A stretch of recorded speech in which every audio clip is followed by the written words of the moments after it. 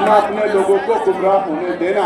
अगर हम उनकी बातों में आ गए तो वही होगा जो 2012 से पहले हुआ कि लोकसभा में प्रमोशन में रिजर्वेशन का बिल फटेगा और दलित आदिवासी समाज के कर्मचारी अधिकारियों के अधिकारों पे हमला होगा।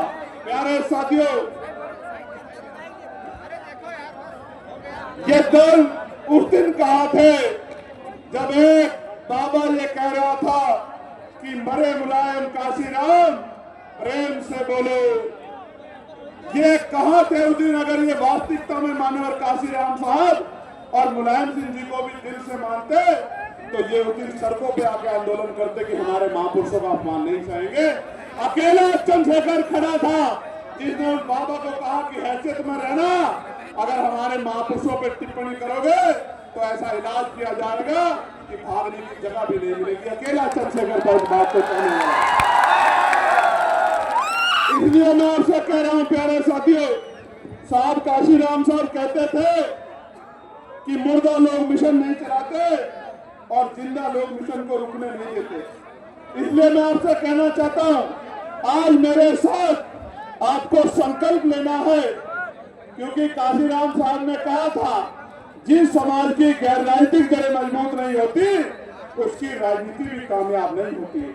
हमें अपनी सामाजिक जड़ें मजबूत करनी है, हमें बहुजन समाज में भाईचारा पैदा करना है और राजनीतिक शक्ति हासिल करनी है। और जिस दिन राजनीतिक शक्ति हमारे पास होगी फिर हम पे जुल्म जाति अत्याचार कोई नहीं कर पाएगा। प्यारे साथियों, ये लड़ाई राजपाट की है। हमारा राजपाट बुद्धिमान लोगों ने छीना हुआ है, हमें राजपाट वापस लेना है। तो राजपाट की लड़ाई को हमें किसी की मेहरबानी पर नहीं, ये राजपाट किसी की मेहरबानी पर नहीं मिलेगा, ये अपील करने से भी नहीं मिलेगा। इसके लिए हमें शक्ति बनानी होगी और शक्ति बनाकर ही हम राजपाट ले पाएंगे। और जब राजपाट ले लेंगे तो याद रखो मेरी बात को, जिस दिन राजपाट होगा उसी दिन महापुरुषों का अधूरा सपना भी भारत में पूरा होने का काम होगा। प्यारे साथियों, अभी 2 दिन पहले आपने देखा होगा लोकसभा में आदरणीय वित्त मंत्री जी निर्मला सीतारमण जी ने जब मेरी लोकसभा के उठाए सवालों पे जवाब दिया तो उन्होंने मेरे बारे में कुछ टिप्पणी की।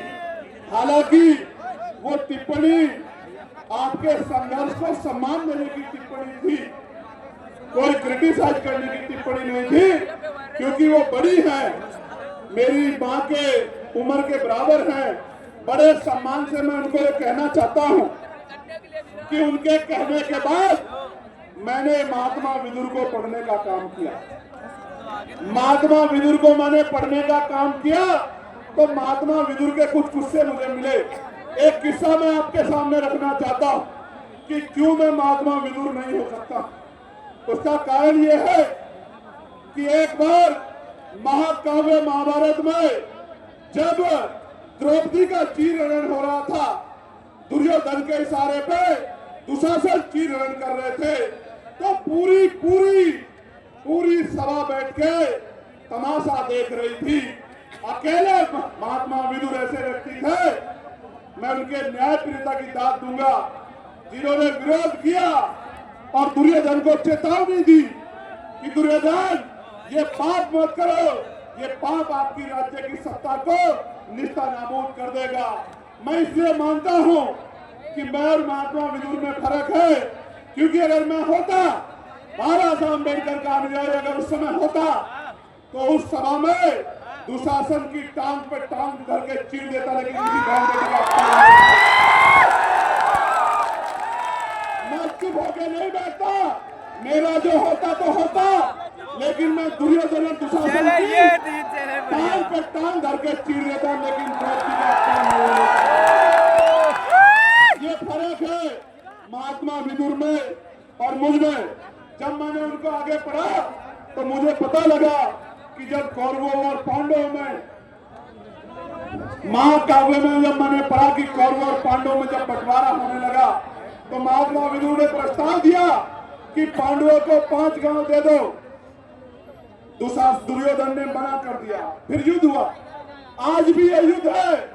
मैं भी आपके अधिकारों के लिए सत्ता से लड़ रहा हूं कि मेरे भाइयों को, मेरी माओ को, मेरे बच्चों को, मेरे बुजुर्गों को, इन दलित, पिछड़े, आदिवासी मुसलमानों को 85% बहुजन समाज के लोगों को अधिकार दे दो। तो ये सरकारें देना नहीं चाहती। आज भी युद्ध होगा। उस समय युद्ध तलवार भालों से होता था, बंदूकों से होता था। आज का युद्ध बटन दबा के होगा, वोट की ताकत पे होगा। ये युद्ध होगा और मैं विश्वास से कहता हूं 2027 का युद्ध हम लोग बटन दबा के वोट लेके वोट इकट्ठा करके जीतने का काम करेंगे नहीं करेंगे बताओ। आपके लिए आपको याद होगा अभी यूजीसी पे गाइडलाइन आई। जिस तरह उस सभा में सब लोग चुपचाप बैठे थे, यूजीसी पे भी जो आपका नेता बनने का ढोंग करते हैं दलित पिछड़े समाज के नेता, उनमें से एक का मुंह नहीं खुला। पूरा मंच यहां गवाह है।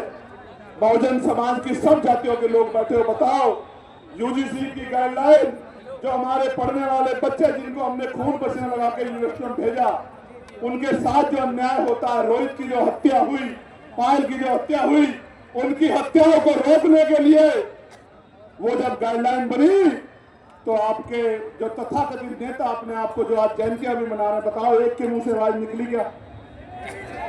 ये भी उस सभा में बैठे उन्हीं नेताओं की तरह है जो द्रौपदी के चीरहरण पे आंख बंद करके बैठे थे। आपको किसके साथ खड़ा होना है, कौन आपकी लड़ाई लड़ सकता है, कौन चंद वोटों पे आपके साथ होने वाले अन्याय पे चुप्पी रख सकता है, इसको आपको समझना पड़ेगा कि लड़ेगा कौन और चुप्पी कौन रखेगा। प्यारे साथियों, एक बात और जानने को मिली कि महात्मा विदुर हस्तिनापुर राज्य के प्रधानमंत्री थे। मैं आज इस मंच से घोषणा करके कहता हूं, वो दिन दूर नहीं है जब आजाद समाज पार्टी के बैनर के तले बहुजन समाज का पहला प्रधानमंत्री, अम्बेडकरवादी प्रधानमंत्री दिल्ली की कुर्सी में बैठेगा। मेरी बात और जिस दिन ये कार्य होगा उसी दिन मान्यवर साहब श्री काशीराम जी का अधूरा सपना भी पूरा होने का काम होगा।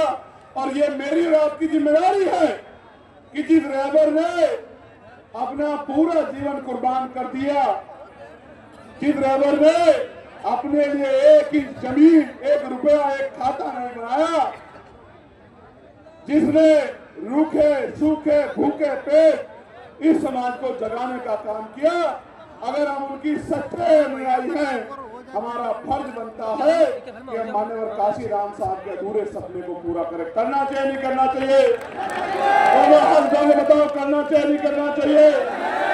जो लोग इधर खड़े दोनों हाथ जोड़ बताओ, करना चाहिए नहीं करना चाहिए? प्यारे साथियों, उत्तर प्रदेश के हालात खराब हैं।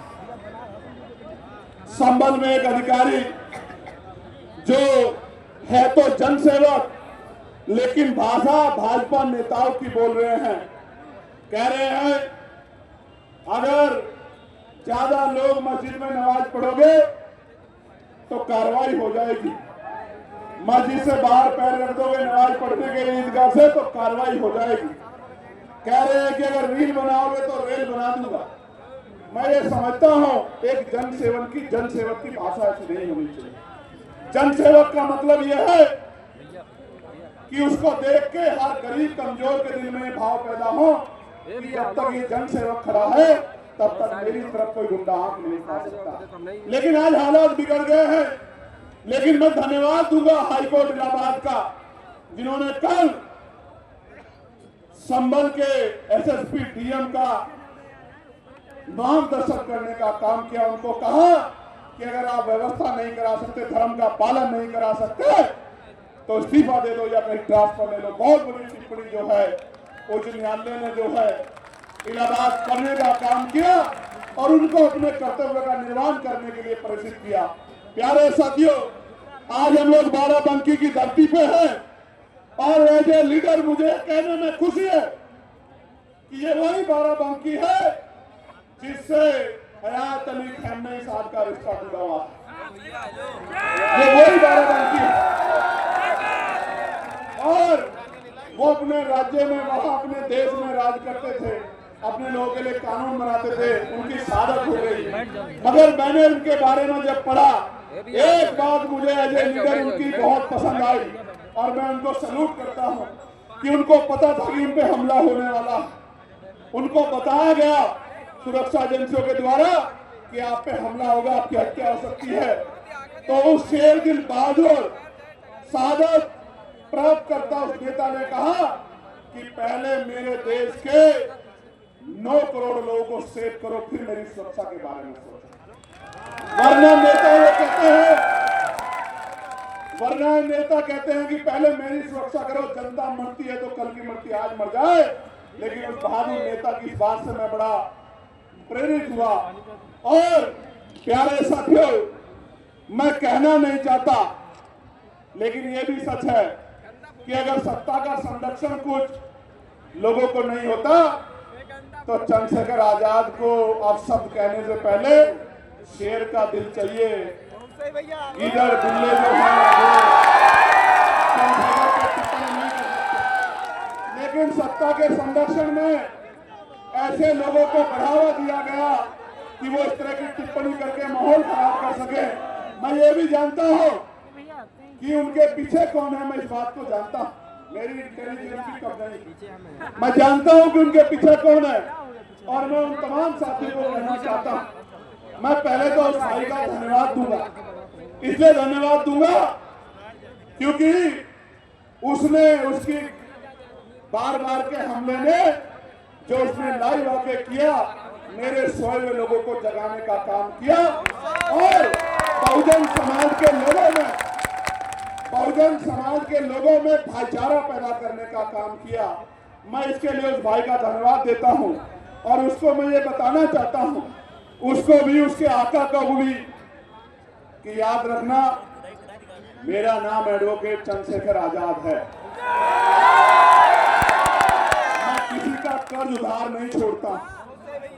राजकाज बनने दो, सूद समेत अगर कर्ज नहीं उतारा तो मेरा नाम चंद्रशेखर आजाद नहीं याद रखता।